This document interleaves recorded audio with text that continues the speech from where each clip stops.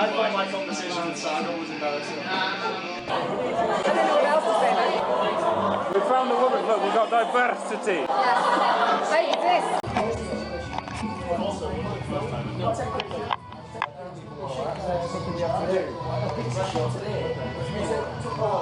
This is Michael. He works as a postman at the Royal Mail in London.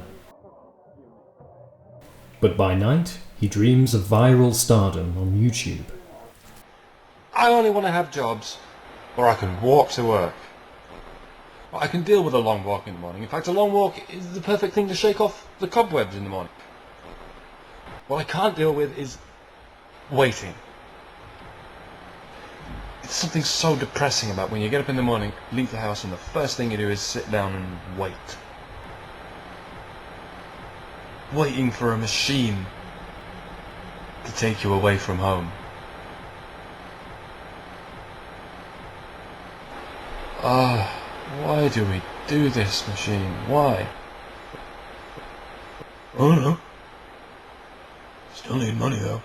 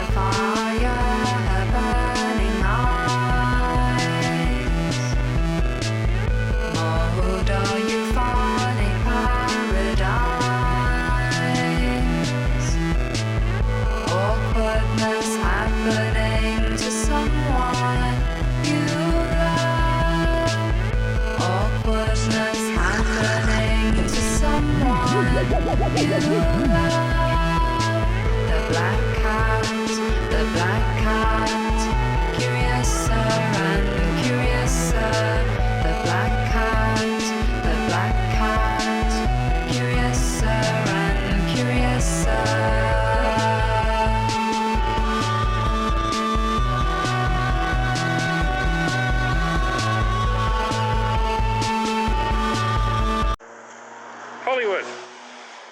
H stands for honey badgers. O stands for the O in honey badgers. Live life, YOLO. Women, oppressed, offensive, dick. Welcome to Hollywood. This is Michael Stephenson in the year 2016. He is living the high life, visiting his American friends in the United States of America. It all started with his animated web series, Honey Badgers. He released it on his YouTube channel. Hello. I appear to be lost. I wonder if you'd help me. Do you at all know the way to the toilet? I beg your pardon? We are gathered here to mourn the passing of Jerry, the slice of bread. He was a great slice of bread, one might have said. The best since sliced bread, ashes to ashes, crumbs to crumbs, etc. I say, oh bother, where the fuck am I now? Excuse me, this here's the toilet, isn't there? His first forays into animation were crude. Drunk bird, he's a bird and he's drunk, and he's got a lot of shit going on 'cause he's a bird. Hello, I am bird and I am drunk. What drunken adventures will I get up to today? Maybe there will be a plot. Aha, it is my arch nemesis, Acid Casualty Mouse. I find Spanish sexy and sometimes I feel palpitations in my teeth. Hello, sir, how are you today? Murderous. Leave me alone. Can you spare But with time and practice, they improved. I'm broke. Don't worry, sir, we're not looking for donations, sir, we're just trying to raise awareness. And I don't care about AIDS or cancer either, or whooping death or Asperger's syndrome. And I don't appreciate the doe-eyed little ferrets like you trying to take that away from me. But did you know that over 50,000 children in the London area... Children? Look, if your plan in any way involves keeping more children alive on this planet, then you and I are going to be at loggerheads. But, sir, what would you do if this was your child? some kind of organic stir-fry. What if imagine that? I don't like the word virgin. It's one of those words that labels non-achievement. We're all expected to believe that once you've engaged your sexual extremities with a sentient being, you become a different person. You don't. Nothing changes at all. It's a small piece of a very large tapestry. Have sex once, nothing changes. Nothing. Except that when somebody asks you, you don't have to lie about it. There are these fucking 5 times a night sex jockeys all going, nerds, with your games, we have sex all the time while you play with your silly games. Or whatever they say. And I'm, right, but at least we can stop playing our games when we're bored of them. You're tethered to your addiction like a cockeyed donkey in the rain. Must fuck. Like a little fuck zombie. Must fuck. And then one day a baby pops out. Game over! There is no win! It isn't even a game! It's just a bug in your brain that makes you want to bash your ass against things! Embracing YouTube when it was still a new medium, Michael began baring his heart to a small but growing fan base. Supporting himself with his job at the Royal Mail, he began pursuing stand-up comedy and uploaded his attempts.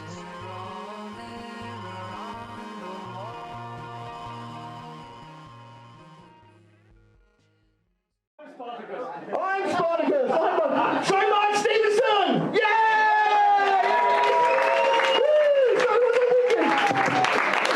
Got there in the end. Hello, yes. Hi, my name's Mike, and my appearance is amusing to you. Is that alright? So I'm doing this for the sake of my YouTube subscribers. Hi, I'm in the real world! So yeah, I have a confession to make. I'm one of those people who buys reduced for quick sale food from the supermarket. Are there any of my brothers and sisters in the audience? I take it really seriously though. I turn up at like 9 PM exactly when the double reductions happen, you know, the 29p chickens. I call it shite hawking. I don't know why I tell people this. You know the funny thing about bell peppers? You know when you cut them open, bell peppers, usually inside they've just got the big seedy thing in the middle, but occasionally you'll get one, you'll cut it open and inside it will be this like little deformed baby pepper inside the proper pepper. It's about the size of a dried apricot just squatting there going, I'm not quite a pepper, help! Someone should be employed to weed out these pregnant vegetables. I don't want to, if I'm eating fish and chips, I don't want to cut into my fish and see this hairy cleft palate baby fish staring up at me. I don't know if I should eat this or donate money to it. I guess I'll eat it. Oh, nom nom nom. You wouldn't see that on a packet of Bird's Eye, would you? Bird's Eye products, incidentally, contain very little actual bird's eye. I'm not sure how they arrived on this name. I'm not sure how that meeting went down. Well, we mainly do fish fingers and peas. What should we call ourselves? Bird's Eye. Yes, brilliant. That'll work. Pig's nipple. Dog's cock.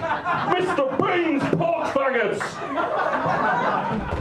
Show those to an American. If you ever get the chance, it blows their tiny little minds. What the fuck is a pork faggot, man? Is it made from real faggot? Boy, you English will eat anything. Right,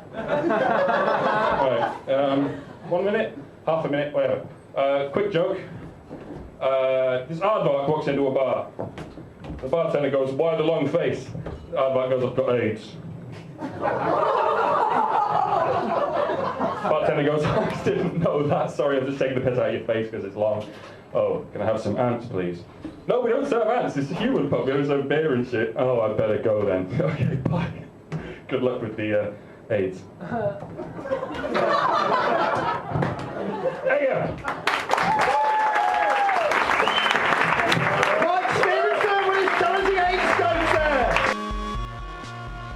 Michael had studied the performing arts and now put it to work.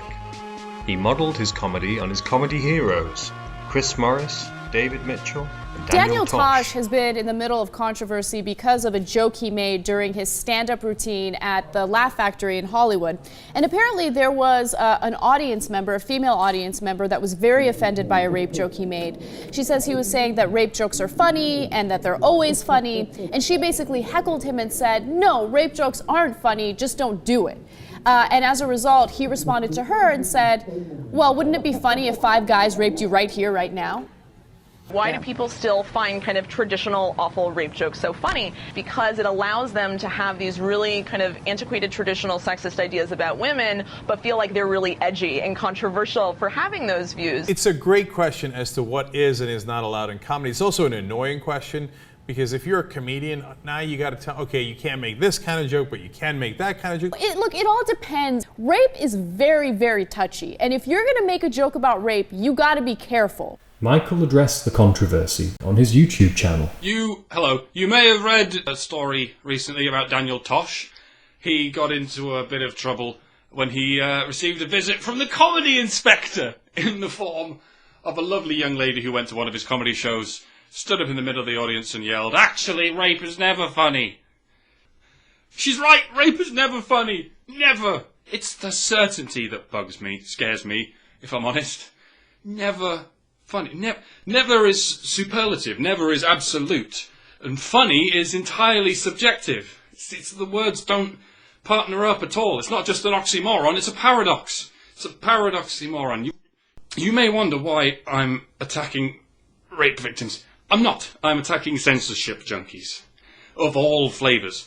Some of them do have their hearts in the right place, but none of them have their brains in the right place, because violence, rape and murder are problems because they are infringements of freedom. And you can't fix or prevent that by censoring speech, because that's another infringement of freedom. And the only freedoms we are free to infringe on are the freedoms to infringe on freedom. And rape jokes are not infringements of freedom. You can't use words to stop someone from doing something. That's why words are so awesome and why they can never be censored. Because they are, essentially, among other things, weapons that do no harm.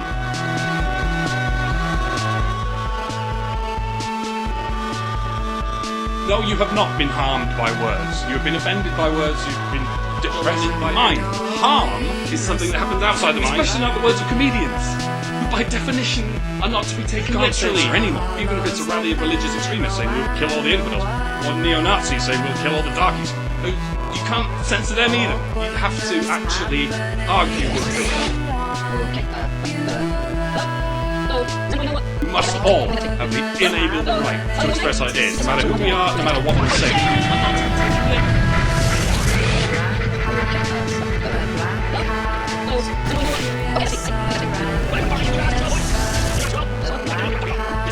Try going to a brewery and yelling, "Beer is never tasty," which you're also free to do. Freedom of expression is non-negotiable because it makes the world a better place.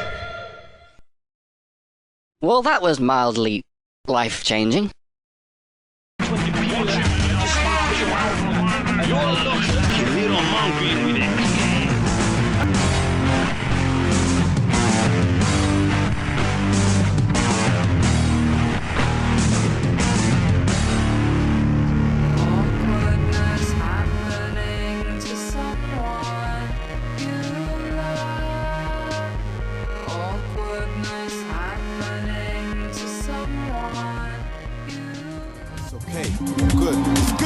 Like robots from the future.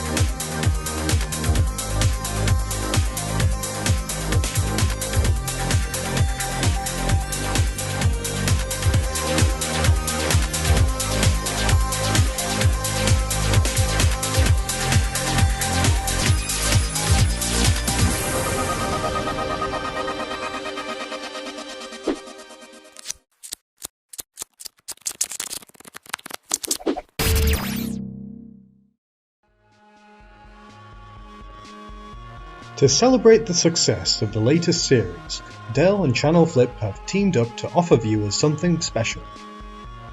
A competition to find the next David Mitchell, asking people to get on their soapbox and tell us what annoys them, about, well, practically anything. The winner will be given mentoring sessions with David Mitchell, their own Channel Flip YouTube Soapbox channel, and a £10,000 cash prize.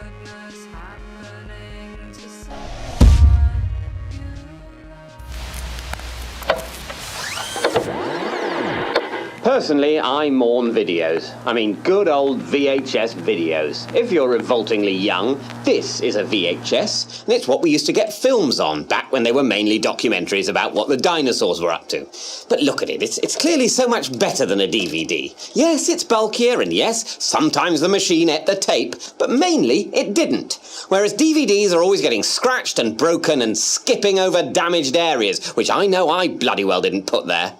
In fact, with the rise of YouTube and smartphones, more people are enjoying things regardless of picture quality than ever before. You may well be watching this on a phone or a tablet or in a tiny box on a screen at work, most of which is taken up with a huge spreadsheet denoting how much money your company is making selling landmines.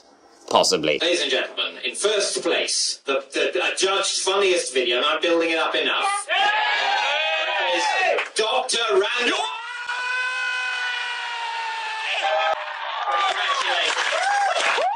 Hi, David! Slightly overwhelmed, and what? Well, congratulations, it's the brilliant Seagulls one, isn't it?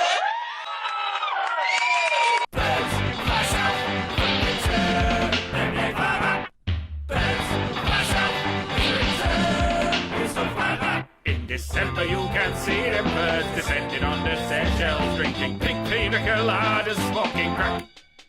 Then they fly back. Birds fly south, return. Then they fly back. Birds fly south, return. We'll still fly back. In February we see these aviaries, these lush utopian fantasies get somewhat ideologically off track. Then they fly back. Birds fly south, return. Wait! What are we doing? We're going back up north. We just flew thousands of miles to get to the good bit of the world. Why would we do the same trip again, only to land in Scunthorpe? Well, aye, but we left our stuff back there. It's not a real fucking check. All for show. I promise you will get the money.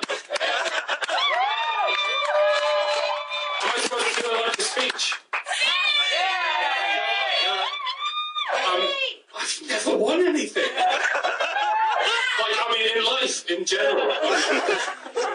I haven't just not prepared a speech, I don't know how to talk in the language of winner. I'd like to thank David Mitchell. If it wasn't for him, I wouldn't have seen his wonderful soapbox, and I wouldn't have been here. And of course, his wonderful book, Backstory, out now in Gold.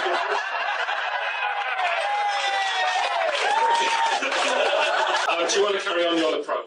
I was going to say, it's not only a J, it is actually also an effective piece of marketing. So everything's joined up. You see, capitalism can work. £10,000 there for a funny video about seagulls. Congratulations, well done, and you are tonight a winner.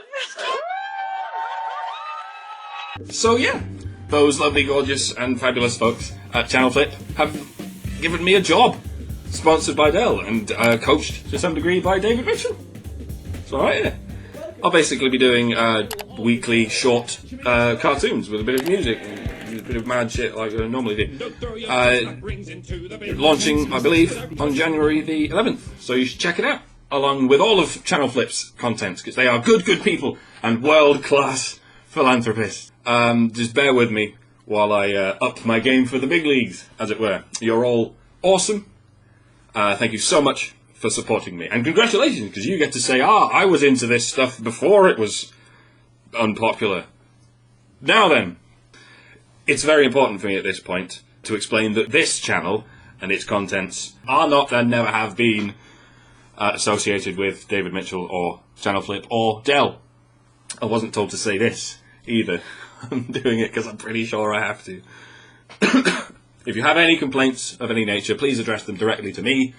I will, as swiftly and as helpfully as possible, tell you to go fuck yourself. So, in short, new subscribers, mock me if you like, but don't give a shit. You can't troll me. I'm a troll. Dark Cheese was given a shot in the arm by the deal with Channel Flip.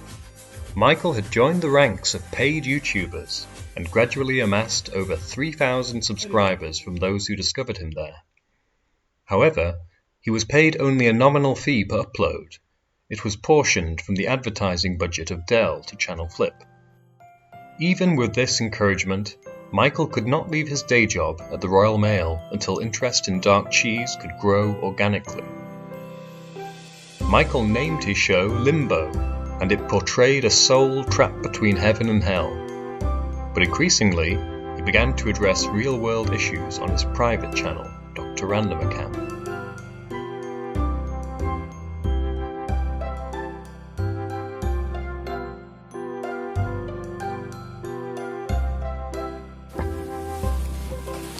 I'm doing a Christmas special. Sort of. I don't do Christmas specials because I don't believe in any of that. In fact, as you know, I actively don't believe in it. So I thought I'd, well, I didn't think, I just drank. As someone who's worked for 5 years as a postman, there are a few things I'd like you, Mr. and Mrs. Joe Public, to know. Right, number one. If your post comes later than you'd like it to, it's not because of laziness. It's because the architects who designed the streets of this country are a bunch of fucking cowboys and you know it. This makes it inconceivably difficult to navigate the spatial turbulent noise of Britain's estates and housing complexes without already knowing it intimately. Believe it or not, you live in a rat's nest. Have you seen what happens when your relatives try to find your flat without GPS? Give the goddamn postman a break. Because the world has become an extremely crowded and busy place in which people would rather get shit delivered than pick it up themselves. That's right, Joe Public. The reason your post is late is not because the postman is lazy, it's because you are. Number 2. Yes, your postman can read. Number 3. Oh, God, this one. Right. Right, number 4. This ties into that because...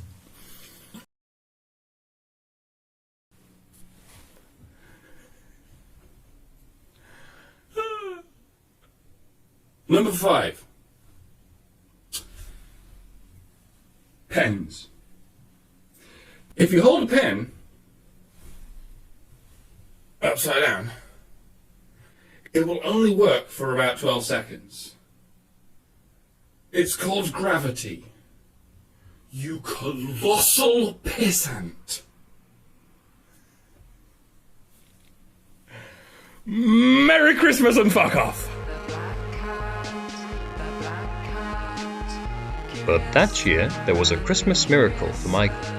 Hi, my name's Laura and I make comedy video blogs. We are The Real McGuffin. Hey Joke Pit, I'm Moan. Hi Joke Pit, it's me, it's Chris Kendall. Hi Joke Pit UK. Hey Joke Pit, how's it going? I'm Tris from Tristopia TV. Oh hey, didn't see you there. My name is Moan, you might know me from Madam TV or Match of the Day 2. Hello, Joke Pit UK. Hello, my name's Nathan Cassidy, I'm a stand-up comedian. Hi, we're Smells and Pain.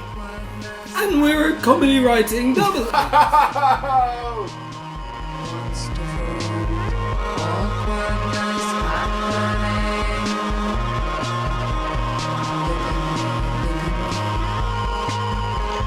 We at JokeBit are serious about comedy. We live and breathe it. And our mission is to connect talent with audiences and, via our events page, to offer networking opportunities with events industry people as well as fellow comedians in every major city across Britain.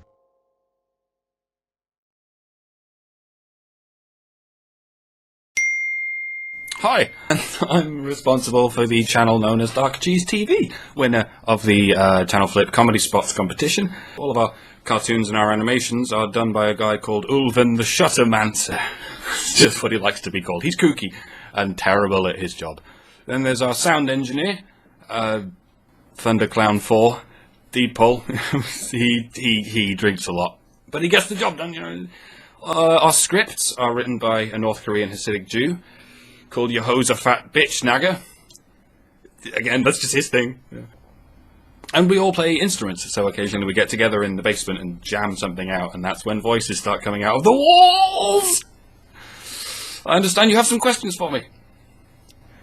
What do you love, like, or hate at the moment? Moments! Hate moments at the moment. Hating this one, and this one. And this. Yeah, pretty much all of them, yeah. Seriously though, alright, I'm going to try and be serious for 8 seconds. Love ologies, hate isms. Love manipulation, hate multiplication. That's my sex life in an empty nutshell. What's your favourite latest one-liner? I don't do those kind of drugs anymore. It wasn't mine, I was holding it for a friend. If it isn't yours, please say and or credit the comedian. Alright, it was Jack Whitehall, alright? Jack Whitehall gave me the 5 kilos of meth. Tell us where we can find you. You know that headache you get from staring at the screen for too long? I'm about there. You know that time you walked out in front of a speeding car and your whole life flashed before your eyes, and it was so boring that even the car fell asleep? That's about where I am. You know that. Alright, I'm on Facebook /DocCheese, Twitter /DocCheeseTV, and of course YouTube /DocCheeseTV.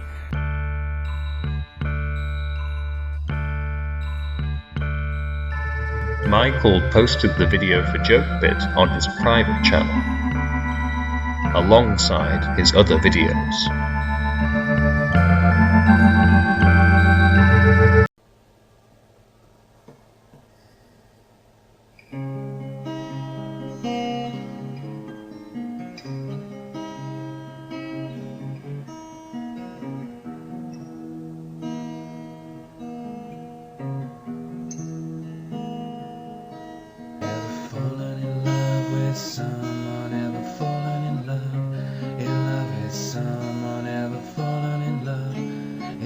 Someone you shouldn't have fallen in love. I think I've figured it out, you know. I think I have figured out what it is women want in a man, or what women look for above all else in a man. It's so simple, and it's none of the things you think it is. It's nothing to do with sense of humour. They don't give a shit about sense of humour. I'm quite funny, and they don't like me. It turns out they don't even like musicians or artists of any kind. Girls only like musical prowess in the event of a tie between pretty boys. Ugly genius will never beat good-looking moron. Ever. Like, ever. It doesn't even beat ugly moron. Ugly morons get laid all the time. They've got this weird backcombed confidence going on. No, it turns out the only thing women really... Well, not the only thing, but the principal thing a woman looks for in a man, above all else, is the first move. It doesn't matter if you're a murderer or a hobbit or a chimpanzee or a fucking brain in a jar, as long as you're the one who says, "Hi, I like you, will you go out with me?" Well, I for one refuse to compete in this farce. When I'm king of New Earth, I'm going to introduce a colour coding system. Black means not available, yellow means lesbian, orange means I will fuck anyone who can string a chat line together, and white means I don't buy into any of this bullshit either, but please be the one to start the conversation because I'm a woman and I shouldn't have to. Or maybe we could do away with the ribbons altogether and you could get off your lazy ass and ask a guy out. No, not that guy, me!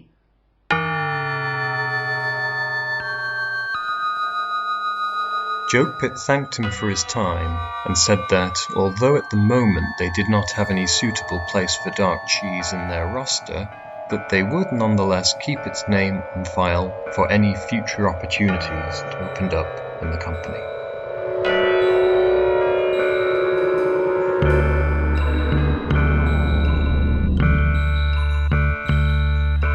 ...2014 was the year that @Randomacam met @Typhon Blue, alias the Honey Badger. So what's really giving the Vajaj its star power in our society? Let's look at the average dating scenario. To those who hate, I've cried for no one. A man is responsible for asking a woman out, choosing a venue for the date, paying for the date.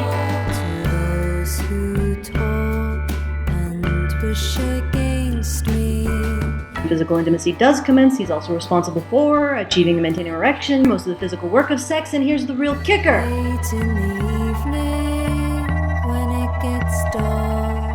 The man is also responsible for his own orgasm.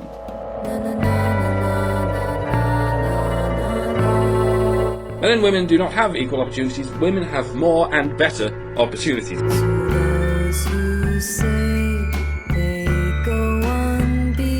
I found someone else who's done quite a lot of thinking.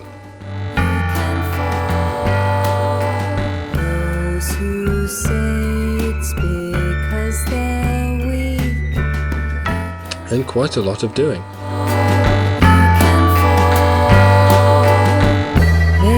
Now, usually Anita wouldn't really be a topic for us at Honey Badger Radio, but recently Anita was featured in an ABC article. On her website, Anita dissects games. Developers regularly utilize the brutalization of women's bodies. ABC implicated us. That is me, Allison Tiemann, my co-host, Karen Strawn. What started as an online spat about the ethics of gaming journalism quickly escalated into a full-blown culture war. And everyone else in the men's rights community. We are, according to ABC, to blame for Anita's harassment. Ow! Ow! The virtual harassment turned very real when her online attackers published her social security number, her home address. And she's not the only one. Karen, come over. Karen, give us a rundown of how women like Anita barge into male spaces and decide that they get to run the joint. They only barge into male spaces that are seen to have status. Sort of look at the general female attitude toward gamers, toward nerd culture, all of that. Up until about maybe 5 years ago, regular women, they were like, what a bunch of losers. It's similar to complaining about hip-hop and rap music, saying, well, it's violent, but you can't judge gaming by what's selling. You have to really get into the medium to understand it before you start saying, well, this is what gaming is about. All of these fields have acquired a certain amount of social status. When women, not feminists, but women go in, they either adapt or they leave, right? Watch what happens when the men in this online session of Counter-Strike learn that there's a woman playing in their midst. I'd give you my skins for some skin, if you know what I mean, huh, sexy lady, huh? I'm really just here to play, like everybody else. But she's not treated like everyone else, which is at the heart of Gamergate. Michael listened intently to the righteous words of Allison on Honey Badger Radio. She and her co-host, Karen, revealed that the world of gaming, as well as comedy, had been overrun by social justice warriors. The social justice warriors had named men's rights activists as their nemesis. But what was wrong with men's rights? Many gamers realized that they shared a common enemy with the men's rights activists and called themselves Gamergate for their exposing of the unethical world of social justice warrior activism within gaming journalism, especially regarding the work of the gamer feminist Anita Sarkeesian. What happens when feminists enter into the space is that they say, all of these women left because you guys were douchebags. And then they start demanding, as in every other sphere, that the space conform to women's sensibilities. Yeah. But Dallas has a different perspective on this. So why don't you tell us a bit more about that, Della? Well, I'm a long-time tabletop RPG gamer. Like I've played Dungeons and Dragons since I was a 13-year-old. When I first started playing, there weren't a lot of girls involved. I was the only girl in my first group. I was the only girl in my second group. I was the only girl in my third group. And it never really occurred to me to make any of it about the fact that I'm female. After the first hour of our discussion, we're turning the show over to you, our listeners. The number is 310-388-9709. That's 1-310-388-9709. Yep, Hey, we can hear you. Yep, All right. You're a little muffled. You're a little muffled. Can you hear me now? Yeah, that's right. Aha, hello, yes. My name's Mike.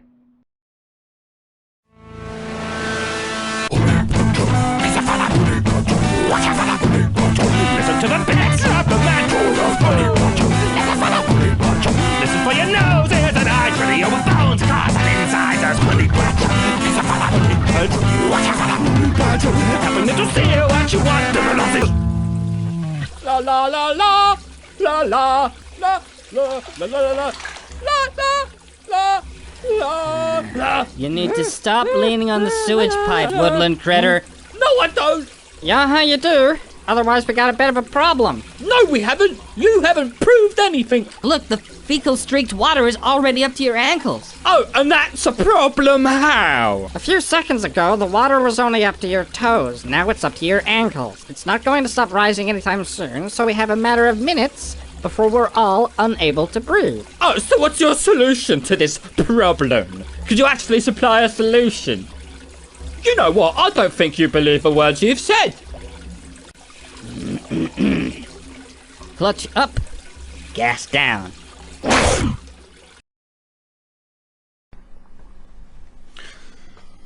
Hi, before I start, the reason this video is so long is not because I have an axe to grind. This isn't like religion bashing where you can just do it for 10 seconds and everyone agrees with you. This is some shit people actually believe in.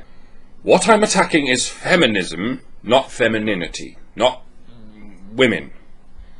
Feminists. Make no mistake, feminism does not attack ideologies, it attacks men. Except that which was fabricated from whole cloth by feminists, namely patriarchy theory. Believe me, feminists, I don't hate you. Just really don't want to see a world full of you. And the world appears to be inexplicably filling up with you. No, okay, it's live. Now live. Okay. All right. Hello, everyone. Good evening, and thank you for your patience as we try to figure all this stuff out with the Hangouts. Welcome to Honey Badger Radio's Nerdcast, and we have a special guest, Anna Cherry. Hello. Anna, why don't you tell us a little bit about what you do? I do a lot of webcamming and shameless nakedness online, as well as for like photo shoots and videos. So I identify as an MRA, and I write non-feminist or anti-feminist work for sluttygirlproblems.com. So I'm really glad you guys have me on this podcast today. We're glad to have you. It is awesome. Mike, tell us a little bit about yourself. Are you talking? Because we can't hear you. Aha, hello, yes. There you go. My name's Mike, and I'm a loud, shameless narcissist.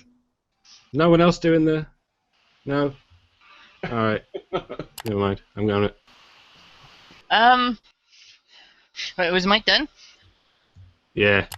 Alright. And he's currently animating the Honey Badgers animation. Yeah, so and it's really funny. I guess I can't speak for anybody else but myself. I think it's alright. It'll do. Yeah.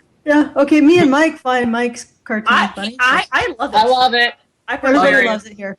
So to check it out, definitely. I, in particular, liked the last little Honey Badger cartoon with the wombats. My society reduces me to nothing but dirt. Ha! Dirt! My society pushes me to the sidewalk so the dirt can walk across. Sidewalk? You're allowed to use sidewalks in my society. Wombats are forced to wade through the sewers. Every winter they string us up like a lantern on the porch, hoping we'll turn into a butterfly in the spring, and we never do. So where the hell do we start? Hilarious and very relevant. Thank you. Yeah, it took ages to do that one. I finally got around to doing it. I like the twist ending. Feels sort of like someone should be taking some kind of action. Shh, just watch. In its own little way, it's kind of beautiful. They gave me thrush of the dysentery of the cancer of the AIDS. I've got a Death Star pointed at me. So have I. That's my Death Star. No, it isn't. You stole it. No, you. No, you are. No, you're. Hey. I said no more destroying the world. Just for that, you don't get a decent ending. It's thoughtful and non-violent. Now fuck off. The twist ending was absolutely another. Well, you couldn't have foreseen it. People get down on Monopoly, but the reality is you learn to have fun with a game, even though you know that you can get your butt kicked by everybody else in the game. You learn not to be a sore loser through school. You earn healthy competition, basically. Yeah. And that is something that has been under attack by social justice warriors. These are things that people need to learn to deal with. And, playing Monopoly as a kid, if you can't handle that... It's a little microcosm of chaos. There will be dice rolls in life. There will be things that are not fair for no reason. And you have to learn to deal with this. Yeah, it is a good lesson. Yeah. That actually reminds me of something really quick I was going to say. I recently went to a con and dressed as Lulu, so it was kind of a revealing top outfit, and I got a very distinct sense that people were like visibly nervous, their hands were shaking when they were interacting with me. So it's very interesting that they would somehow say that the con community, especially the tabletop RPG gamers, are in any way against women or don't want them, or it's very bizarre. Speaking from experience, anyway. Sort of like a remnant of fantasy art in the general... Or even women's own desire to want to be powerful and sexual at the same time, and want to dress, I don't want to go to a con wearing a head-to-toe, Yeah, basically. I don't want to wear that. I want to wear something that shows off, a body that I worked hard to get, or whatever it is that's happening. And I find it very empowering to be seen as a sexual object who can kick ass at the same time. Why does that have to be reduced to one or the other? Also, they're not gamers. They're not really gamers, as we know with Sarkeesian. They're not going to these conventions. They just want to be able to dictate what we do at those conventions. They don't care. They're not living the consequences of them. And then like, oh, why don't you like feminism and bossiness? Because you're fucking oppressing us. That's why. I've got an analogy. Egalitarians who don't understand how feminism works are like agnostics who don't understand how religion works. Agnostics who think they're better than atheists and better than religious people. Agnostics will say, you are both wrong, and I know because I'm in the middle and I see all things. Well, guess what? There's more than one middle. Feminists certainly aren't on the far end. There are crazy radical feminists that even most moderate feminists will denounce. And MRAs certainly aren't the far end of the manosphere, because men's rights are the equivalent of women's rights. You don't get to pretend they're not. And there is no equivalent of feminism. There is no institutional dogma in any school or any university that clearly and plainly, in theory and in practice, favors men's rights over women's rights. And if you can't see that, then maybe you're not quite as centrist, not quite as egalitarian as you think you are. That was amazing. That was amazing. I love you, Mike. I love you, Mike. You're amazing. Don't ever change, Mike. That's all I'm gonna say. We all fucking love Mike. I love you too.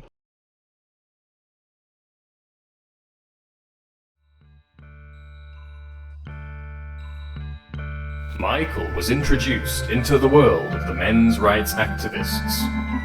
Appearing on the Honey Badger Brigade podcast and creating the animated series Honey Badgers gave him recognition and a revived artistic productivity. Via the podcast, Michael met not only other men's rights activists, but Gamergaters, such as a man in Swindon called Carl, alias Sargon of Akkad.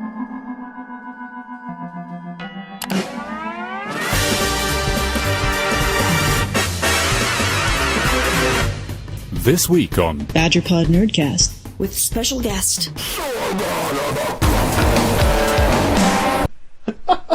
Jesus.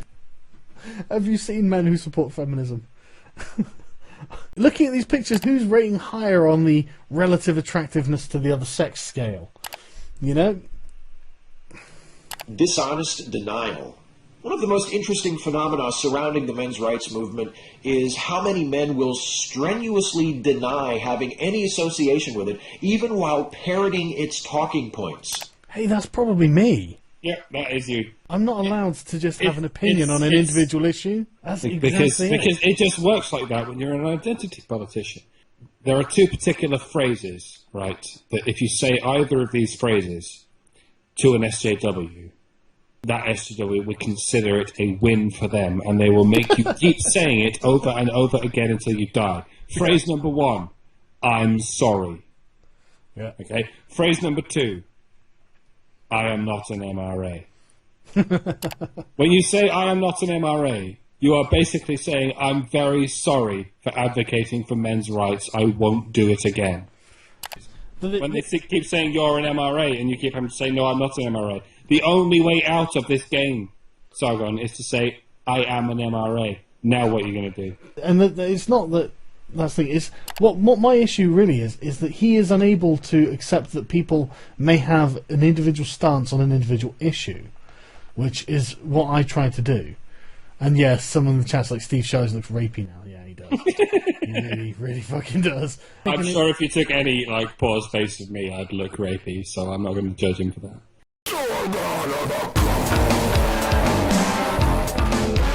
As we discuss all of the things, it's going to be awesome.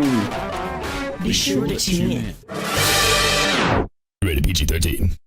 Just goes way beyond that. So being sort of right at that point in the middle where you're not the one, but you're confident enough to share your opinion, I think that's really awesome.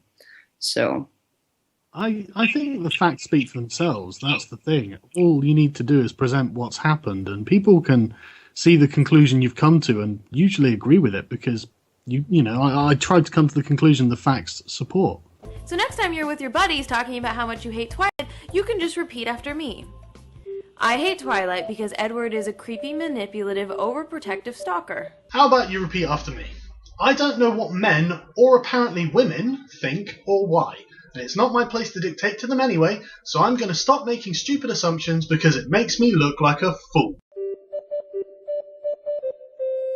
Spider-Man's first love, Gwen Stacy, was thrown off a building by the Green Goblin back in 1973.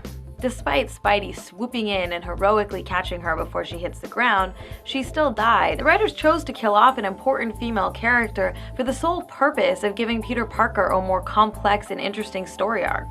Getting real tired of your shit, Anita. What possible story arc could be more important to Peter Parker than this? The comic is about Spider-Man. I tried to come to the conclusion the facts support.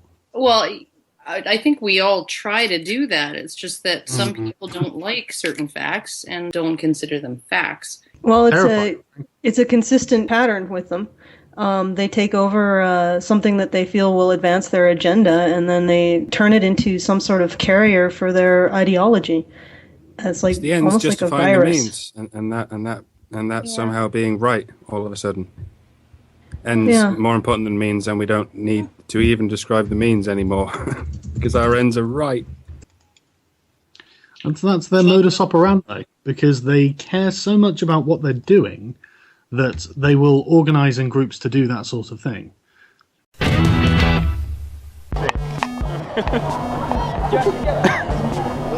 about ethics. This is where we're eating. It's Hot Guys. Here we are at Five Guys. I have some special mayonnaise. Stop pouring women into everything. We hate it. Or something. In fact, that'll probably get you all in shock. Because it's a GoPro. Behind me is a large crowd of misogynists. Walking in an organised group. And we haven't been arrested yet. Yeah. We have the police looking out for us. Fucking owls everywhere. Will you fuck off with your owls? Jesus. Okay. I'm walking for Sargon. I'm talking to Sargon. How's TG and Brum? Mike and Carl struck up a friendship. How's it go for you so far? Very well. I'm not drunk enough, so yay. I need to. Boo. Doctor and the King together at last.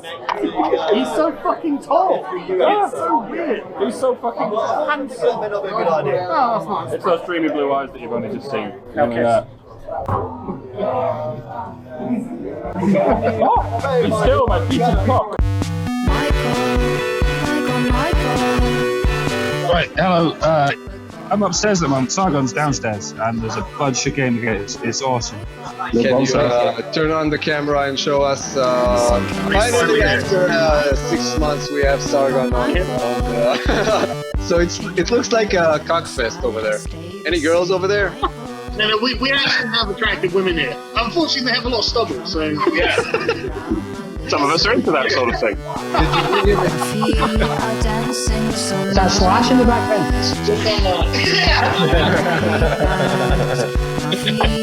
Hi guys. I see you, sneaky kid. Gamergate for another year. Wait, hold on. Another year? Carl was wildly successful on YouTube, regularly gaining upward of 100,000 views.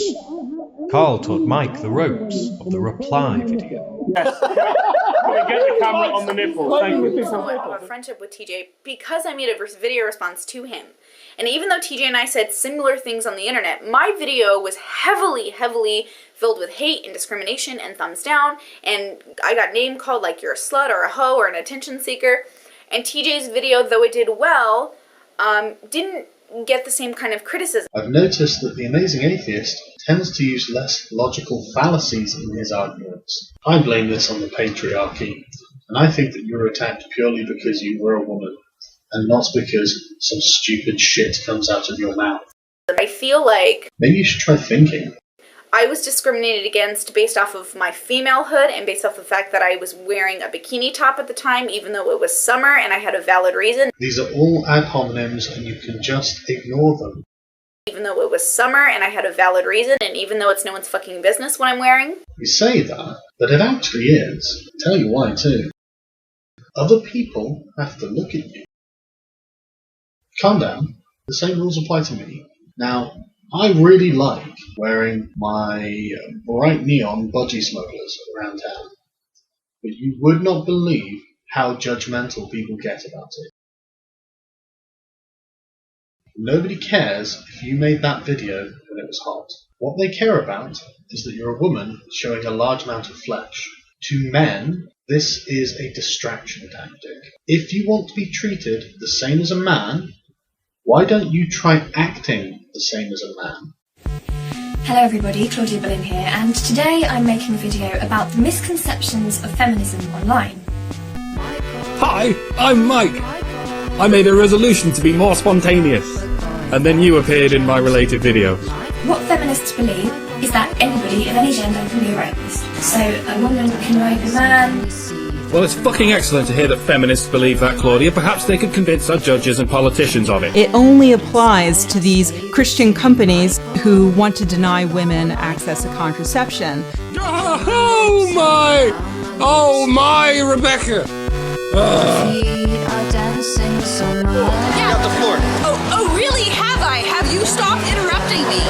Go ahead. No! You know what you're doing? You were interrupting me, and that's what happens every time I talk. Someone interrupts me. Lacey, where did your passion for feminism come from? A lot of places. Basically just a lot of really terrible experiences that I've had. Still saying nothing. You could turn to, I don't know, page 3. Oh, I don't know. Let's pick a random newspaper and a random page. Page 3 of the Sun. The beating was so severe and so brutal that she made national headlines. How badly do you have to beat a man before it becomes a column in a local newspaper?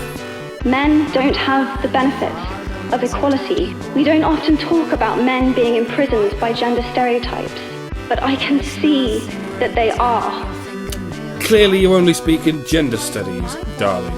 Don't be afraid of being sensitive and vulnerable. I'm not in the least bit afraid of being sensitive and vulnerable. I know our society makes it seem like that's a huge weakness and you have to be this macho puff daddy, but you're also a human being. Yeah, I'm not a fucking zombie, cunt. Plus, anyone who makes fun of you for being those things is just insecure about their own masculinity. You mean the people who make fun of me for getting emotional about my human rights? It's understanding our own intersections of privilege and oppression and how that will fundamentally change our behaviors and attitudes and values. Anita, there is only one value that you value, and that is value. And out of the primordial slime came the men's rights activists. Oh, and they will not stop. ever. Might that be because you keep telling them to shut the fuck up instead of actually considering the possibility of not mutilating them? So all they get from me is shut the fuck up.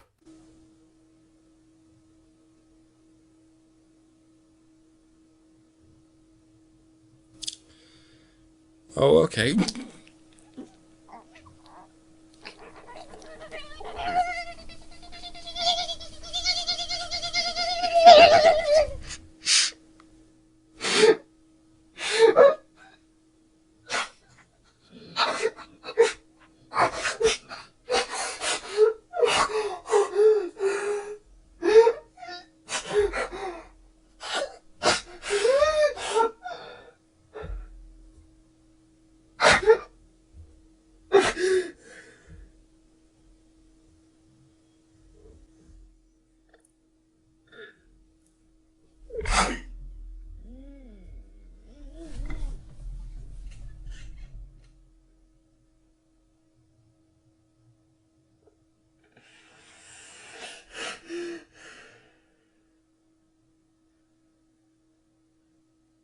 First, there were the deniers, the ones who say there simply isn't a problem.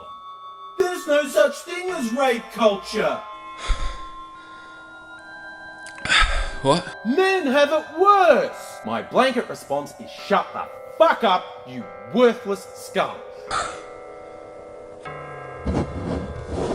Yeah, sorry, it's... You are the rapists. You are the abusers. You're the ones who grope women in bars and don't think there's anything wrong with that. Actually, Angry Aussie, I try not to even so much brush up against a woman's shoulder. You're the one who, when you see your friends do it, you don't pull them up, because that's all a fucking laugh to you. I want to make this point perfectly clear. Thanks for your concern. I try and tunnel my way back to a smile somehow. Sometimes it involves murder jokes and sometimes it involves rape jokes. No, rape jokes aren't funny, just don't do it. I demand equal rights between men and canine. I want to stick my nose in women's crotches and call it playtime. I want to rape your newborn baby in its face hole and spray snow in its brain. I want to feed on lonely people's pain and make them slaves. One more time, I demand equal rights between men and canines. I'm gonna fight this fucking fight right on the front line. I kick every dog that I see in the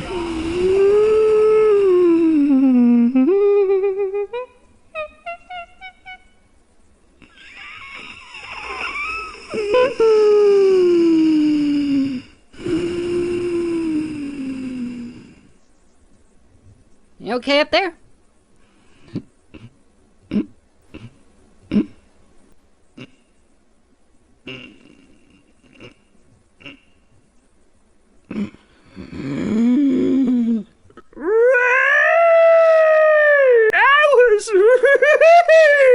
Stay right there. Can you describe the assailant? Dark? Skinny? 15 feet tall? Rick! Make this tree stop arousing me! Hi guys, John the Otter here. It has. What do you got there? It's a... What? Are you kidding me? Hey! It's not a it's a cock. Understand? It's a huge, throbbing cock.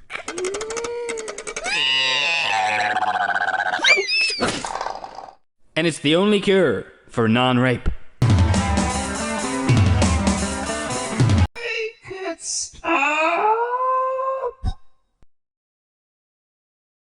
I want to make this point perfectly clear. This is not a case of, I disagree with you. You disgust me.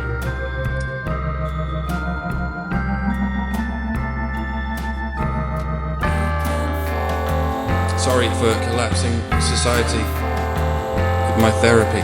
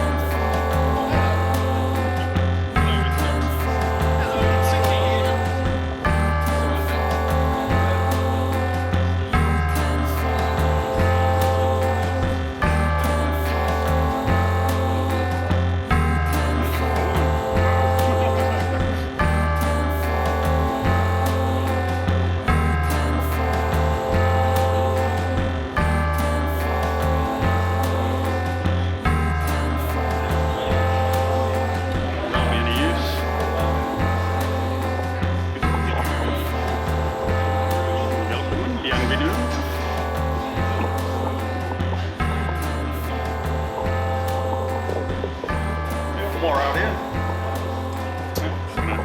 Get some B-roll.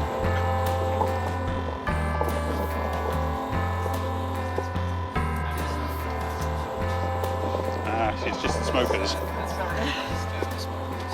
See Maria for the thing. Anything to tell the internet? But not anymore, cause I demand equal rights between men and canines. I want to stick my nose in women's crotches and call it playtime.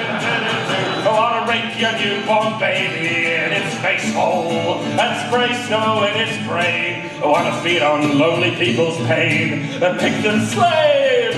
One more time, I demand equal rights between men and canines. I'm gonna fight this fucking fight right on the front line and kick every dog that I see in the ass. They are not a superior class. I refuse to just give them a pass. I'm like the human version of Rosa Parks. I like your shit.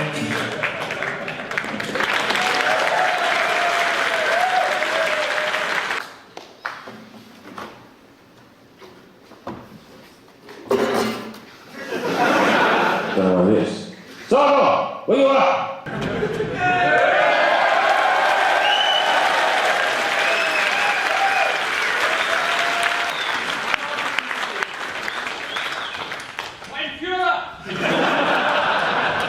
I was this close to walk out with a copy of Mein Kampf and putting it in. It's okay to be right.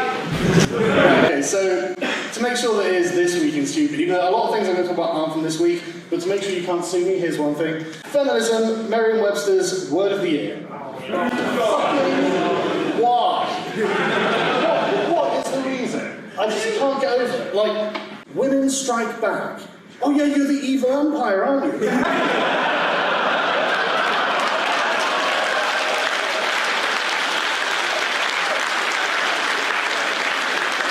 It's pretty unambiguous as well. Your DNA is an abomination. Whiteness will be over because we want it to be, and white death will mean liberation for all. The University Stars opinion pages are a forum for students to express and debate ideas. While our publication does not endorse every opinion put forth by student economists or guest contributors, as the editor, I take responsibility for what's printed on our pages. What brass balls on that woman? She's just taking credit for an article that says, let's kill all white people. Mein Kampf is just trying to start a conversation. Hi, my name is Felix, and this is my dog, Edgar. We respect women. Do you respect women as well? Then please leave a like on this video. But I say women and not women for a good reason, because it distinguishes between the ideological versus the literal meaning of the words. Women is a reference to actual people, people who have the gender of woman. But I find the behaviour of feminists so distasteful, and it's one of the reasons that they hate trolling the most.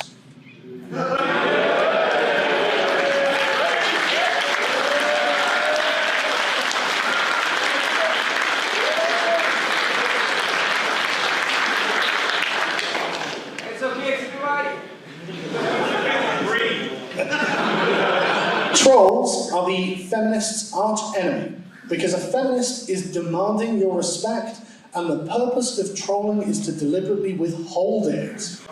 You're laughing in their faces and admitting you don't care if they're upset, that they think you're scum. You think they're scum. Just can't stand. Thank you.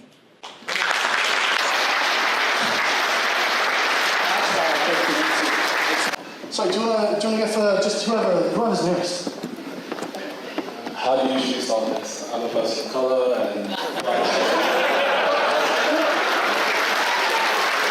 The question I like to ask is, you know Michael Rowlands, like he talked about the whole I wouldn't even rape you thing, I'm on your side with that.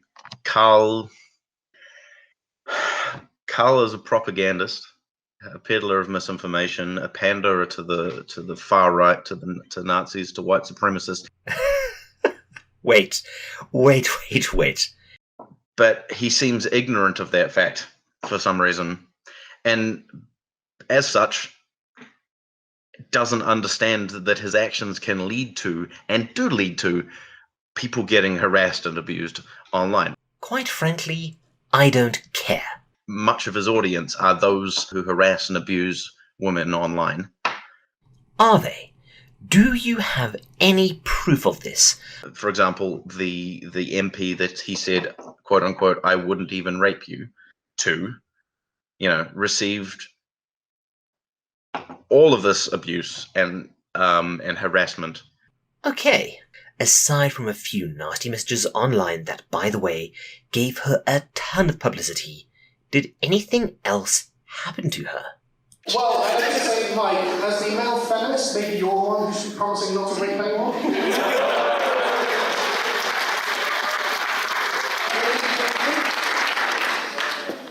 Yeah, the lady had a hand up. I'm a lady. Thank you for doing this. But I think as women generally get older, they tend to not believe in this feminist bullshit as much. Someone I used to be on a committee with where I live, he's head of the anti-fascist group. I'm sorry that you have a communist infestation. I hear there's a cream for that.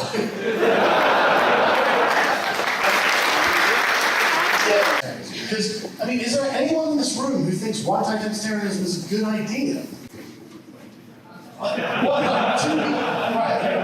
I'll talk to you about it in a second. I kind of got into you about 2 years ago with Gamergate, and I kind of been going in and out of different right-wing circles since then, and I recently came across your interview with Jared Taylor on your second channel, and I thought that was actually a really good opportunity for some future conversation. Yours come first. This to me is an almost perfect parallel of the natural, instinctive, and healthy preference for one's people in a biological sense, unhampered by the embrace of people unlike ourselves. That to me is a splendid vision of humanity for all of us. See, now the problem I have is I agree with you that each person considers their own child most special, but that's not something that we can ever action into law. So why should we do that in a racial way for our countries? Well, imagine this. Imagine that your preference for your own children was trumpeted from the rooftops as a despicable form of familism, like racism, and the fact that you sacrificed for these... You didn't really do what a lot of other people did with Jared Taylor, just completely scream at him. You're able to kind of address his points, and he was able to actually... You're able to get some dialectic across, and that's the thing, the idea. I guess... You don't have a question? No. I guess, no. Well, there's that, but I guess I do have a question. I was gonna say, sorry, how could you actually put a message out and say, just talking to people like Jared Taylor or whoever, you're not going to sully your institution. You're actually going to possibly put them on their toes. How can you actually make this appealing just to have conversation? That's what I'm trying to say. Well, it only appeals to the people who are interested. If you want to have a conversation, you're interested in listening to people in conversations, then you guys just have to find it. They don't want to have... Well, it's not true. Do you know what's really interesting? Is the amount of cover... Hello? It's more of a statement than a question. When are you getting into politics? I'm not joking when I say I never want to get into politics. I swear to you. I can't wait until I can resign from doing this. It's stressful being a culture warrior. I'm doing this because I feel I'm obliged to do this. Because if I don't do this, who else is going to do it?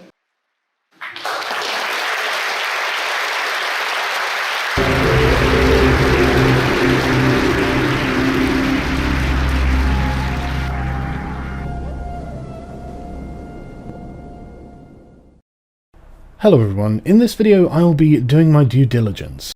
Hi! Okay then, I've passed the landmark 7,500 subscribers, so it's about time I do a shout-outs and recommendations video. How have you been? Are you on wide mode? Because I'm on wide mode.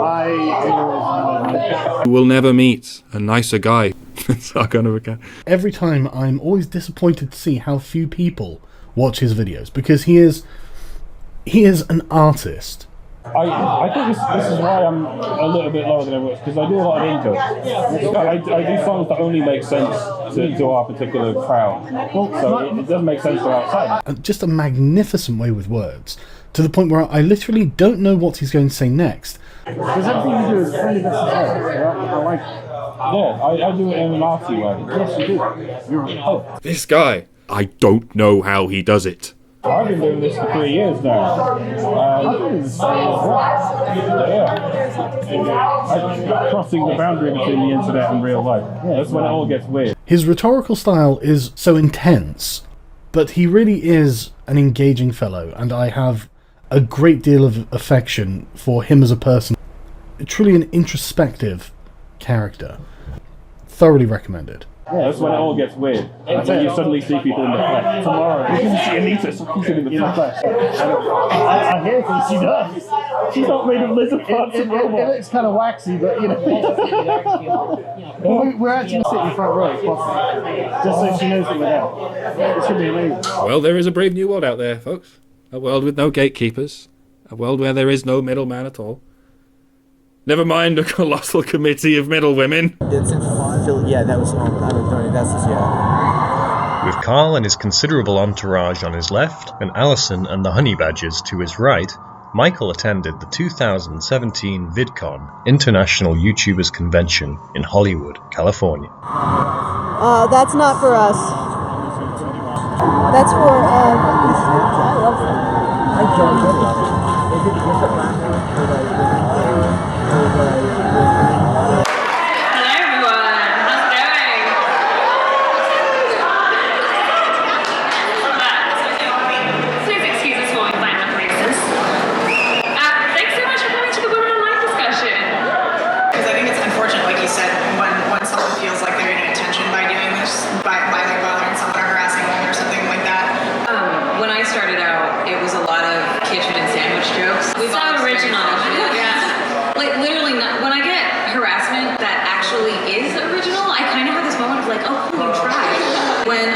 Kickstarter to fund a series of videos that would look at women in video games is when my life completely changed, and I had a massive cyber mob come after me, and they have still been after me for the last 5 years. These primarily men lost their minds so aggressively that they were going after my family, in addition to the you're ugly or you're like I want to fuck you or whatever the disgusting things that they do. Like they can't make up their mind really on what they think, and I think that what's sad about it is that there's this playbook, right? You just see that it's the same garbage over and over again. If you Google my name on YouTube, you get shitheads like this dude who are making these dumbass videos. Why don't we just talk? Whatever, dude. Exactly. You know, the fact that these dudes are making endless videos after every feminist over and over and over again, I think is a part of the issue of why we have to have these conversations. We don't just get to be online. We don't just get to participate like everyone else. On the contrary, panelist number 2, when you say, and for the umpteenth bloody time, I think it's really important to have these kinds of conversations. The conversations you are referring to are the ones where you talk and everyone else listens. End of story. If you ever managed to see this, I wanted to know, how do you feel turning women into the victims you need them to be to make your channel successful? How do you do that? Sorry. Can we have a softball, please? Can I answer that question? Let's go. There are two things that women, well, at least young women, really love. Feeling beautiful and feeling victimized. Because it's all about yourself. It's egotism. So, takeaways, Doctor? Well, if I was asking a question, I think I'd ask, can you give us an example of a constructive criticism rather than just going on to say, well, not harassment? What happened when Anita called security? It was Naomi who spoke to them, and she said that they had said that, you know, they're worried about something going on. She had just said to the head of security, well, she's a public figure, she's attacking the audience, and they were like, you know, that's a good point. And that's why they didn't chuck us out, they didn't do anything to us, and Anita is now the one abusing the audience. I want to set the record straight on a few things, because this is something that really annoys me. So I went to VidCon recently. And VidCon? Yeah. What is that? YouTube convention that's in Anaheim. Sounds like a good time. It was a really good time for me, but it wasn't for them. Their panels look like a bloody death march. When they spotted us sitting in the crowd, their like faces like, oh god. And it's like, why, they get upset at you? Yeah, just because we sat there listening to what they had to say. In fact, Okay. have you not heard about this? No, dude, I'm insulated. Oh, dude, this is I live in the actually real world. hilarious, It's right? crazy. So Anita Sarkeesian, she spots me sitting in the audience. She called me a shithead. She called me a garbage human. And this was because you've made videos about her? Is that what it is? This is because I've made videos debunking her points. I've made around 30 videos in about 4 years referring to her. And that's a lot. No. That's less than 4% of the videos I've made. I've made 780 videos. I work hard. I'm sure you do, but that's still 30 videos. I don't care if you've made 100 million videos. You still made 30 videos about her. I don't think that's a large number. But what really annoys me is that her Kickstarter, if you look at it now, that was in May 2012. I didn't make a video until July 2013. I'm calling her a dick. I don't care. You're a dick, Anita. Everyone knows you're a dick. He looked into the camera. Do you know, I've spoken to a lot of interesting people recently since I've been here. Yeah. A lot of people who know you personally, Anita, and they say everyone hates you because you're a dick. Oh, this is getting mean. Did you Hey, ever you find should have that seen video? the article she put up about me today. Another one? Well, yeah, just calling me a harasser, calling me all this stuff. It's like, no, you're a dick, Anita. On VidCon, harassment and garbage humans. They will, no doubt, plead innocent and act shocked at what they characterize as the outrageousness of such allegations. This too is part of their strategy, gaslighting, acting in a way intended to encourage me and their other targets to doubt ourselves and to wonder if all of this isn't just in our heads. But to anyone who examines their patterns of behavior with clear eyes, the intentions of their actions are undeniably apparent. All right, I need to take a break. This ordeal is removing my head and destroying my brain. How can someone critique somebody else in a way that isn't bullying? Don't harass them. I normally go for big guys, like a massive guys, not like a little skinny guys, you know? But he was so persistent, and so I let him bring me to USA. And what do you do, Bruce? He is a men's rights activist. Men's rights activist. You're not one of those guys that like holds weird rallies about discrimination against men, are you? I have. So Bruce, you're saying men should be paid more than women? Well, Yeah. Bruce, let me guess. When you were 18, a girl broke your heart, and that's how you got into your male activism? Yes, I think that's becoming apparent. But he has always been nice to me, and that means a lot. It's a left wing and a right wing internet. I mean, one of the things that really bothered me was them going after the Daily Stormer and various other race realist sites. Yeah, it comes down to the principles under which you operate, doesn't it? It's interesting how they never talk about principles anymore. I guess they've settled that score. If I'm doing a lot of talking, you should talk. I've only had 3 drinks. You're an absolute nightmare to interview. I know, sorry. It's fine. You know, society as a metaphysical concept does exist. But this is the thing, I would say for most, for the people, yeah, but the people are made up of individuals. You know? And if you're just going to start ostracizing individuals, then you're not really talking about the people, are you? You're talking about some people, not the people. I don't agree that that is in any way reflective of something you could call justice. What do you think? I'm thinking slowly. Too slowly to keep up with you, I'm afraid. Sorry. I've been thinking about this a lot.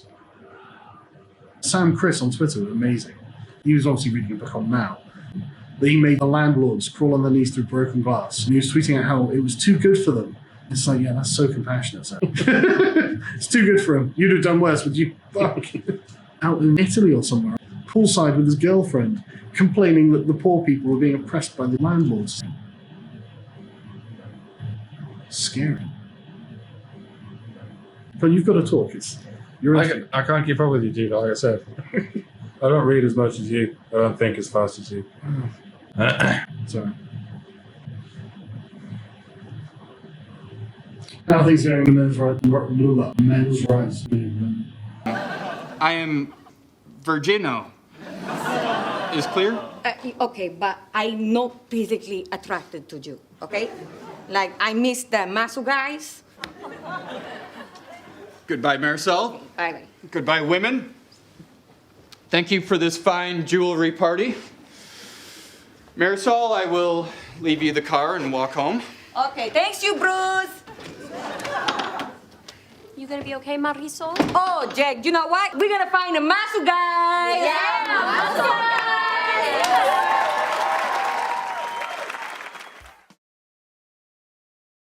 What kind of young, physically healthy people become suicidal?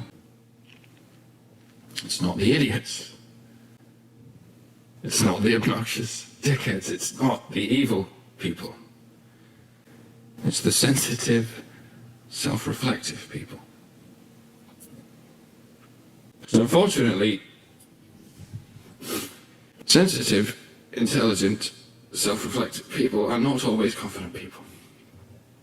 The more decent people we lose, the more padded with morons the world becomes. And the harder it gets to be a decent human being.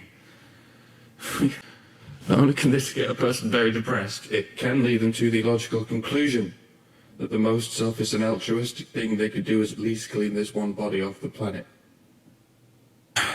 And what I'm trying to say is for fuck's sake, don't kill yourself.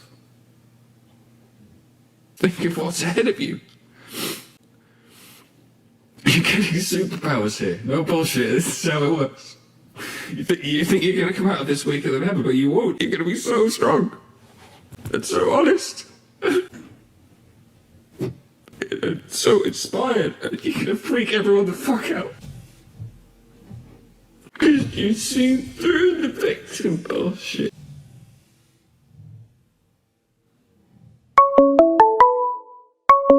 It's almost as though SJWs might become the next Reich.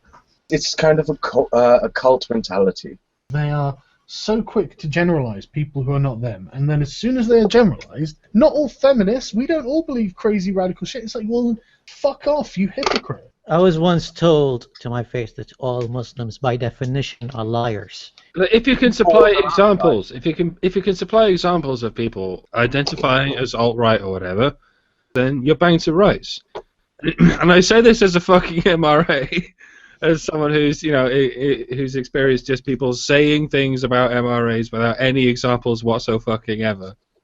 There's a lot. I didn't want to derail us into MRAs, by the way. This shit's boring. Well, Carry on with it. I was only saying this as a... Oh, fuck it. Well, okay, I've got it's about it. Here's the question. Here's a question. How do you rationalize the MRM in regards to identity politics when it is... It seems to be the dark side of identity politics. Even the moderates of all kinds go, no, you shouldn't identify as that, because that's the wrong category of human rights. Do you see? The problem, Mike, though, is that the MRAs have allowed feminists to use MRA as a label like feminism. How could we have stopped it? You guys calling yourselves MRAs and saying and sitting in a community of people who self-identify as MRA, I just think it's a mistake to make a point of calling yourselves MRAs. You know the drill by now. The feminists and the SJWs point their fucking gun at you and say, "Are you an MRA?" A few of us go, "Yeah, I am those three letters." Now, what are you going to do? Yeah, but you guys validate them making it an identity by calling yourselves men's rights activists. Some people are bound to do that. Like I said, even if it's 90% of people say, no, I'm not an MRA, there's going to be 10% of people who say, yes, I'm what you say I am, because there's nothing fucking wrong with what you say I am. Because we're Larry, Sargon. We don't fucking care. Yeah, I'm just trying to explain to you why I can't call myself an MRA. So it does kind of in that sense sound, Sargon, like you're saying that the MRAs should not call themselves MRAs for PR purposes. You know, it seems unpopular, but yeah. I mean, nobody knows who MRAs are, right? You've got to remember, nobody has any idea who the MRAs are until a feminist mentions them. And the second they go, I'll type in MRA, and they find a group of people say, yeah, we're MRAs, they think, oh, the feminists were right. If you don't want to play the PR game, you can say, well, fuck everyone, I'm going to cross my arms. But you're going to be a tiny fringe movement that's going to get nothing done, man. Because it's not going to achieve anything. I don't know what you mean by dropping the label. It's like being a smoker. I can say, okay, I'll drop the label of smoker, and that will solve the problem of smoking. Like, I don't even do this with feminists. I don't tell feminists to drop the label feminist. And you know what? If you say, don't call yourself that thing, I'm going to go, well, why the fuck are you telling me not to call myself that thing? It's just human nature. Well, what do you think? I mean, just sort of stepping away from the rebranding question. Now, you've been... Well, hang on. Mike, you speak about the men's rights movement as if it's lost. No. I talk about it as though like it's the identity that you're not allowed to have. The identity that you're not allowed to have is the identity that has lost the culture war. They haven't lost. Yeah, they have. No. Sargon, instead of saying lost, you might say that like it's an idea that it's on the losing side right now. Back when Gamergate started, right, and looking back at it now, I can't believe how much about social justice I didn't know. That I was shocked at that. I mean, I had a conversation with Milo. I was just like, man, what the fuck are these people? And he's like, yeah, welcome to the 1,000-year culture war. I was thinking, it's only a 1,000-year culture war because you guys are letting them win. They are easily defeatable. I think it was Socrates that said, disorderly mob is no more an army than a heap of building materials is a house. You have all of these disparate groups who are not cooperating and who are being completely steamrolled by the same feminist boogie monster because it has its shit together. It is a social war that is going on. I mean, what do you think is scarier, social justice or Islam? There is a reason the SJWs are not afraid of Islam, because they will co-opt it. They will just do social justice using Islamic principles if it came down to it. It's the social justice that is the problem. It's if we call this, say, the humanists, we believe in the Enlightenment, secular principle, all of the stuff that look, Gamergate is part of like these. Those men's rights, in a way. Yes, they are. That's the point. That's exactly my point, Mike. That's exactly my point. That's why I identify as both a Gamergater and a men's rights advocate. You see, man, that's a fight that's been fucking lost. Really? Yeah, absolutely. You're in no position to now beat feminism in the men's rights movement as feminism has defined it, and you guys have accepted it. There is no fucking way you're going to get any kind of like the numbers or support to beat feminism. No way. Do you guys honestly think you will? Do you think feminism's going to be defeated? Yeah, I do think feminism is going to be defeated. I agree. I think feminism is going to be defeated, and it's going to be because of a beautiful fucking soup of all kinds of ingredients, and that includes... It also includes men's rights activists. It doesn't include MRAs. No, seriously, right? The label MRA, it's what they use as their nemesis. Okay, so how about I'm not an MRA, I'm just a men's rights advocate. Yeah, that's exactly what you should say. Okay, seriously. Problem solved. Excellent. And then when they say, listen. Then when they say, God, if only we knew this fucking 100 years ago. No, Mike, you look, man. I think you're not really thinking about this clearly enough, man. There's no construct that. What do you associate with the label WRA? What do you associate with an MRA? A neck beard, fedora wearing, frothing, mouth breather who's sending death threats to women. Because they took the concept of a men's rights advocate. But you said yes because. Okay, I don't care why they did it. It doesn't matter. If you admit you're a men's rights advocate, they'll go, well, that spells MRA, sunshine. Which is why when someone tells me to drop a label, I go, I ain't dropping that label whatso fucking ever. Yeah. I'm sure it is, man. Right, but I'm not your enemy, and so I'm on your side.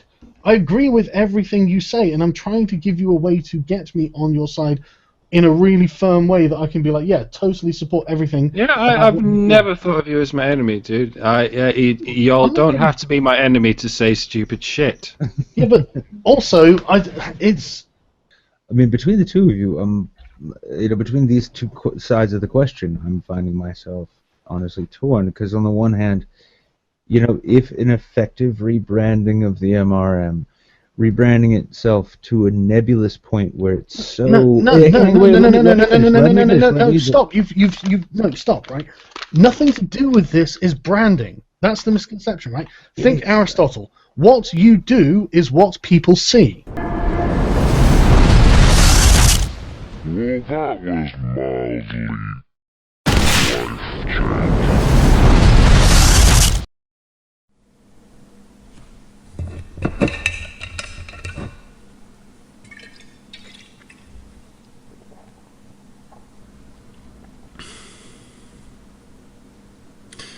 I've come to realise I was wrong about something. Something quite important. It's about a label that I hold. A label that I've never worn on my sleeve. It merely describes a thing I do. It's an unfortunate state of affairs, but the truth is, we have well and truly gone over our heads and defined that word. Yeah, and it means Satan now. You can't get around it. So, yes, despite a lot of reactionary pushback on my part, I've come around to following the advice I've been given, and I'm going to drop that label. I did a lot of sort of kicking and screaming over this, like, how dare you play identity politics with me? Who the hell do you think you are to dictate other people's loyalties? What gives you the right, and so on? But they're right. I'm just obsessing over a non-issue, and it's actually important that I change my name, because this name's just not working for most people, particularly the people in charge of the media. And when everyone around you is telling you you're wrong, and all you have to do to be right is change one little name, I mean, you have to play that game. It's the only viable tactic, or you can't possibly win. It really is just pig-headed, detrimentally pig-headed, to go through all that for the sake of a label. So we can't keep fighting this battle. No one has ever won this battle from this vantage point. When the majority of society is determined to destroy an identity, it's going to happen. You can't stop it with some online movement where you spend forever arguing with the powers that be. We can capitulate now and go on to win later, but if we don't capitulate on this, we will lose. So yeah, I'm making it official, here and now and forever. I, Dr. Random McCann, am not a gamer.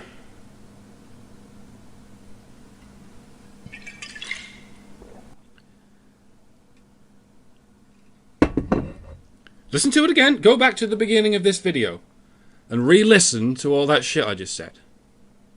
All the little details.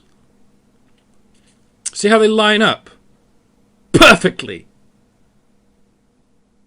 I've got to hand it to you guys. Best April Fool's prank ever. You really have me going there. I mean, imagine if you were fucking serious. Holy shit. Imagine Gamergaters. How dare you try and wipe the gamer identity off the face of the earth, you sick fuckers. Imagine if they then turned around to MRAs and did that exact same fucking thing. I mean, if that was real, it would be the most revolting fap slide of hypocrisy I've ever seen. And I've argued with hundreds of feminists. I mean, if they were actually serious and Gamergaters were actually advancing this, it would indicate beyond any reasonable doubt that it was never about the principle. It was because you were jealous that they had a power you wanted. A little bit of popularity and a little bit of authority. Et tu, GG.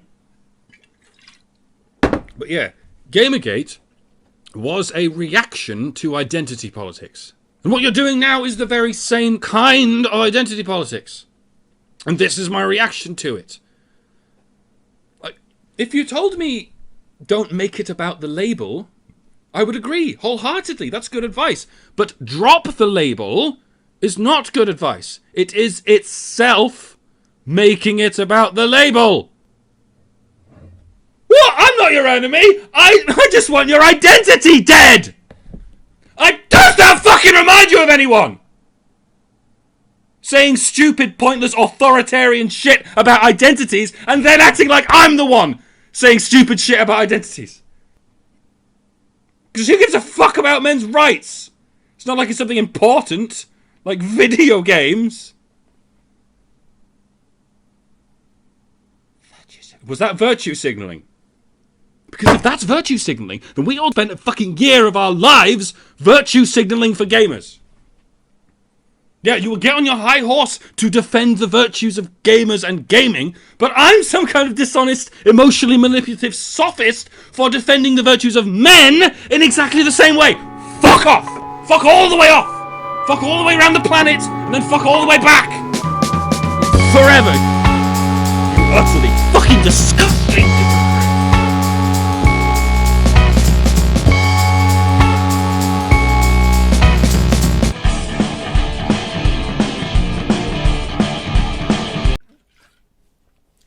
Good evening and welcome to Good evening and welcome to Munted News. In other news, creepy-eyed, sadistic Bond villain Elon Musk, pictured here, is holding the Earth hostage for a ransom of 17.5042296 bitcoins. Mr. Musk was last seen on the crest of an interstellar railway gun parked on the dark side of the moon. Needless to say, none of this happened. There is no news.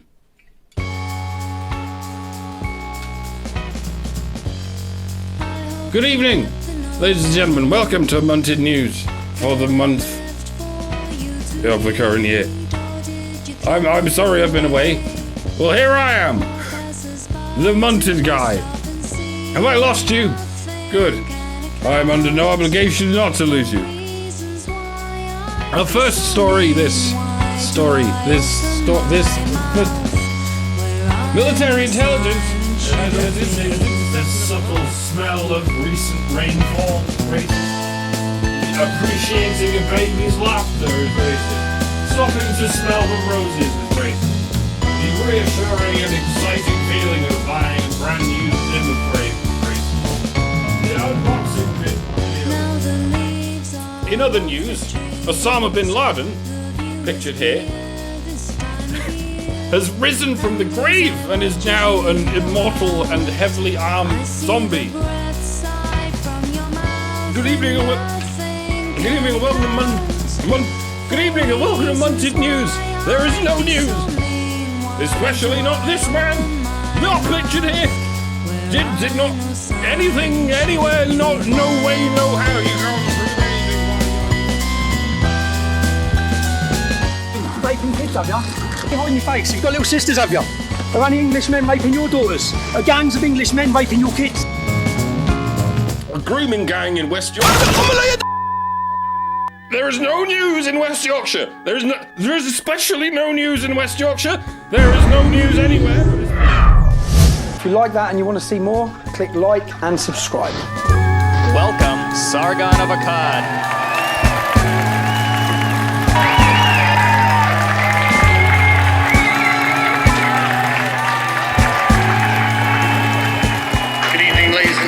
There is no news except to say the world is full of mean bastards who hate you when you should be terrified. This show is not brought to you in any way by All Natural Hemp Oil. And even if I did, I would give all of that money to YouTube. Because fuck you and stuff. We told you, you're not suitable for advertisers. No company would ever want to endorse you. And if a company comes along and endorses you, well, that makes us look like the liars and wankers and cunts we are. Munted News is brought to you by the Skull Fuck Your Kids to Death initiative. Toodle pip. Hello there. I'm here in old familiar Newstead Abbey, county of Nottinghamshire. But this time, it's different because I'm Munted. The headlines this month. Bong. London Mayor Sadiq Khan, pictured here, said in a recent statement, I believe strongly in the principle of freedom of speech, Who am I to tell anyone what they can and can't do? Bong! Also, Australia is currently being bombed and nerve-gassed by some Russian bint who should know better than to go where they're not welcome, which in practice is only the parts of the country that smell of scabby goats and rape victims.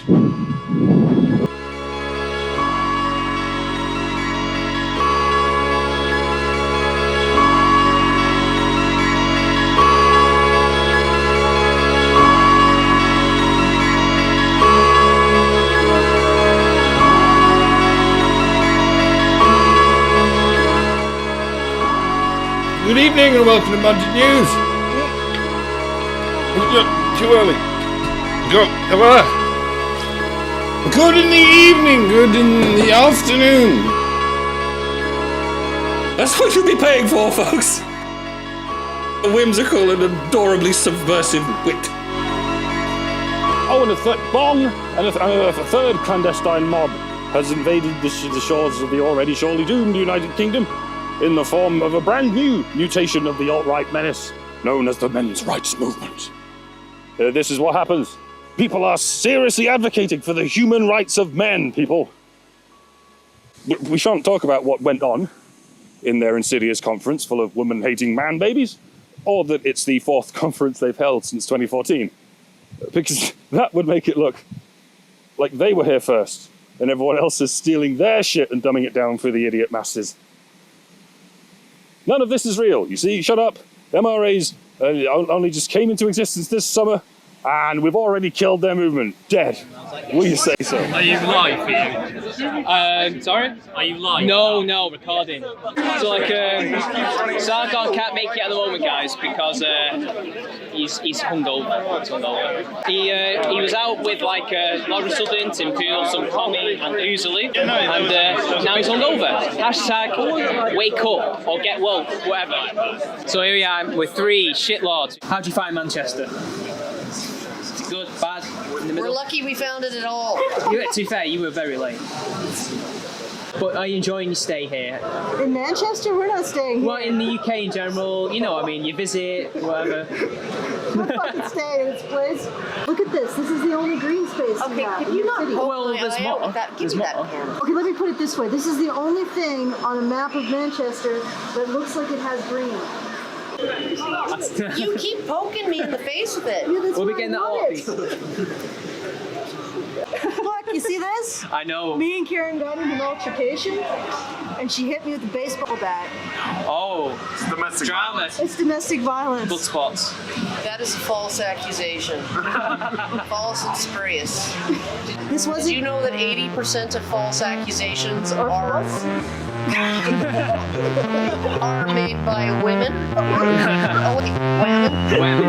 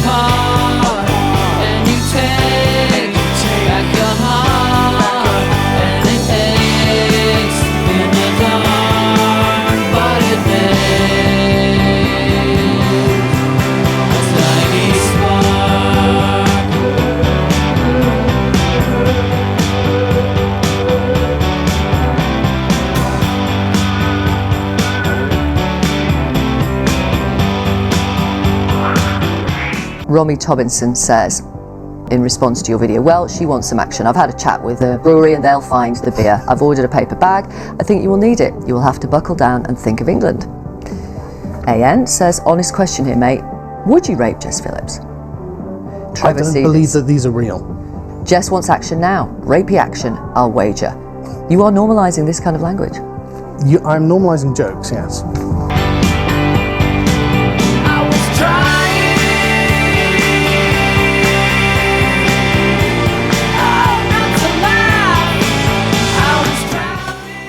Be a lady, they said. Your skirt is too short. Be a lady, they said. Yes. I am they. Fear me. Be a lady, they said.